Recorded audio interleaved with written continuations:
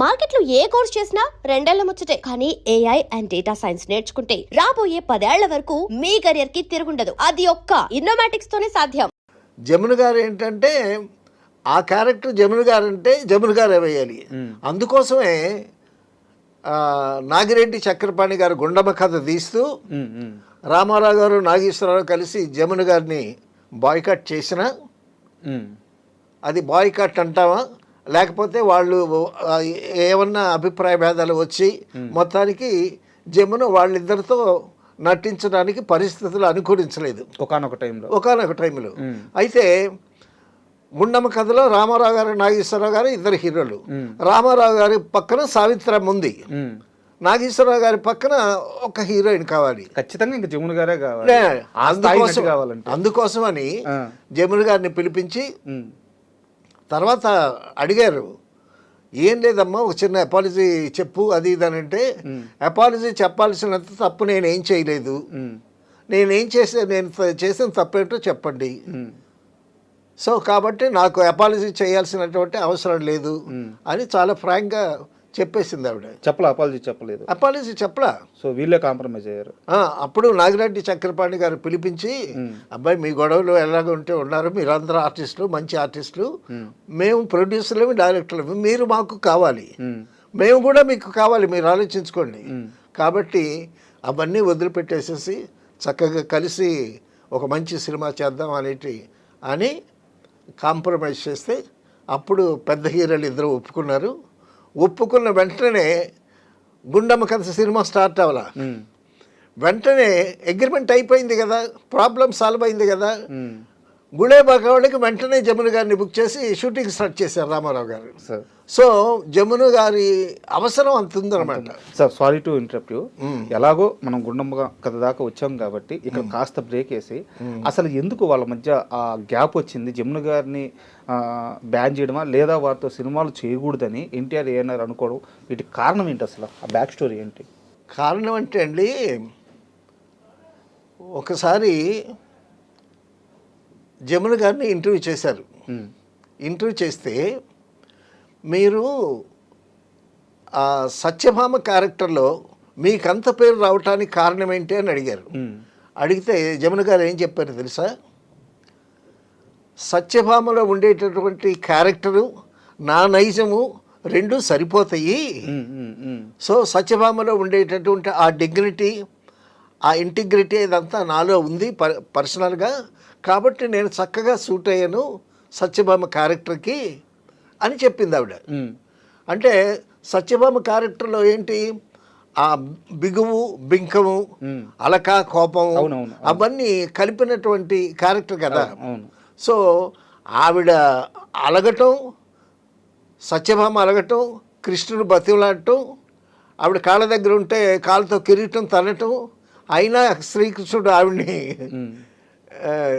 ఇదవటం, మళ్ళీ ఈవిడ అయ్యో నేను మీ తలని నా కాలుతో తన్నానని ఈవిడ ఇదవటం. సో ఈ ఎలకలు గమ్మత్తైనటువంటి ఆ నైజం సత్యభామకు ఉండేటటువంటి నైజమే నాకు ఉంది, అందుకే బాగా సూట్ అయ్యాను. తర్వాత ఒక రిచ్ ఫేస్ ఉండాలి సత్యభామకి, సో ఆ రిచ్నెస్ నా ఫేస్లో ఉంది అని ఆవిడే చెప్పింది. మరి సో కరెక్ట్గానే చెప్పింది, అందులో తప్పే ఉంది. కరెక్ట్గానే చెప్పింది. ఏమో చిన్న వస్తాయండి. ఆవిడేంటంటే కొంచెం యాక్చువల్గా వాళ్ళ ఫాదరు పసుపు వ్యాపారం చేసుకోవటానికి తెనాలి దగ్గర దుగ్గురాలు వచ్చి సెటిల్ అయ్యారండి వాళ్ళు. ఓకే. అక్కడ చిన్నపిల్లగా ఉండేటప్పుడు స్కూల్లో డాన్స్ చేయటం అది ఇది చేయించేవాళ్ళు. చేయించేటప్పుడు కొంతమంది అడిగారు, మా ఫంక్షన్స్లో డాన్స్ చేయించండి అది ఇది అని. అలాగే సినిమాల్లో రావటానికి ఆయనకి ఇష్టం లేదు. ఓకే. ఆవిడ కూడా, ఫాదర్ కూడా కాస్త చాలా గట్టాడు. సో ఈ జమున కూడా ఆ విధంగానే ఉండేది. కానీ దుగ్గిరాల హై స్కూల్లో చదువుతూ పెరిగింది ఆ అమ్మాయి. ఆ దుగ్గిరాల హై స్కూల్లో జగ్గయ్య గారేమో టీచర్గా పనిచేశాడు. జగ్గయ్య గారి స్టూడెంట్ జమున అనమాట దుగ్గిరాల్లో.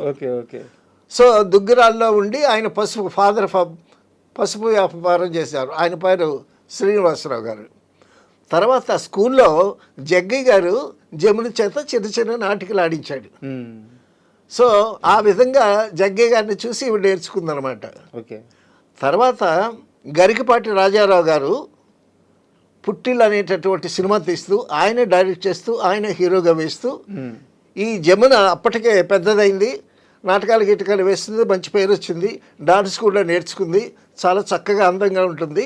ఆవిడ్ని తీసుకొచ్చి జమున గారిని తీసుకొచ్చి హీరోయిన్గా పెట్టారనమాట. సార్. గరికపాటి రాజారావు గారి ద్వారా జమున గారు సినిమా ఫీల్డ్కి వచ్చారనమాట. ఓకే, అంటే మీరు ఆమె జర్నీ చెప్తున్నారు, వాళ్ళ ఆమె ఫాదరు వాళ్ళ ఫ్యామిలీ బ్యాక్గ్రౌండ్ చెప్తున్నారు. నా క్వశ్చన్ ఏంటంటే, నేను మళ్ళీ ఓపెన్గా అడుగుతున్నా, మీరు కావాలని చెప్పట్లేదేమో, ఏదన్నా చిన్న కాంట్రవర్సీ ఉందనుకుని ఆపుతున్నారేమో. ఎన్టీఆర్ గారు, ఏఎన్ఆర్ గారు జమున గారిని దూరం పెట్టడానికి గల కారణం ఏంటి? ఈవిడికి ఏంటంటే సినిమాల ఫీల్డ్కి వచ్చిన తర్వాత అప్పటికే పెద్ద వయసు ఏం కాదు, సినిమా ఫీల్డ్లో అనుభవం లేదు. సార్. అయితే యాక్ట్ చేసేటప్పుడు ఏంటంటే తన పనేదో తను చేసుకుంటుంది, చాలా స్ట్రైట్ ఫార్వర్డ్గా ఉంటుంది, కొండ బద్దలు కొట్టినట్టు మాట్లాడుతుంది. రామారావు గారు, నాగేశ్వరరావు గారు వచ్చేటప్పుడు ఆవిడ కాలు మీద కాలు వేసుకొని కూర్చుంటుంది. ఓకే. సో అది పెద్దవాళ్ళకి ఇబ్బందిగా డెఫినెట్గా ఇబ్బంది అనిపించింది. సో వాళ్ళిద్దరూ రామారావు గారు, నాగేశ్వరరావు గారు కూడబలుక్కున్నారు. అమ్మాయి లేటుగా వస్తుంది, కనీసం సారీ కూడా చెప్పదు, పైగా ఎంతమంది నాగిరెడ్డి గారు, చక్రపాణి గారు మనం ఉన్నా కూడా కాలు మీద కాలేసుకుని కూర్చుంటుంది.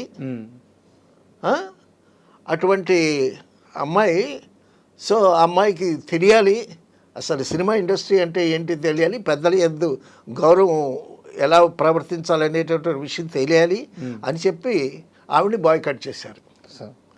తర్వాత మరొక సినిమాలో ఈవిడ మేకప్ వేసుకుని వెళ్ళేసరికి జయలలిత గారు అక్కడ కూర్చుంది. ఓకే. జయలలిత సినిమాలో యాక్ట్ చేస్తుంది అప్పటికి. వెళ్ళేసరికి ఆవిడేమో ఇంగ్లీష్ నావల్ చదువుకుంటుంది జయలలిత. ఈవిడ్ని చూసి మళ్ళా తల తిప్పుకొని నవలు చదువుకుంటుంది. ఈవిడ కోపం వచ్చింది. కోపం వచ్చి డైరెక్ట్గా అడిగింది, నేను సీనియర్ని, నేను వస్తే కనీసం నన్ను చూడకుండా, నన్ను పలకరించకుండా అసలు గౌరవం అనేది లేదా, అది ఇదని ఆవిడ మీద మొక్క మీద తెచ్చేసి మేకప్ రూమ్లోకి వెళ్ళిపోయింది. వెళ్ళిపోతే మళ్ళీ మేకప్ రూమ్లోకి వెళ్ళి ఆవిడ్ని కన్విన్స్ చేసి షూటింగ్కి తీసుకొచ్చారు. సో అటువంటి నైజం ఆవిడది.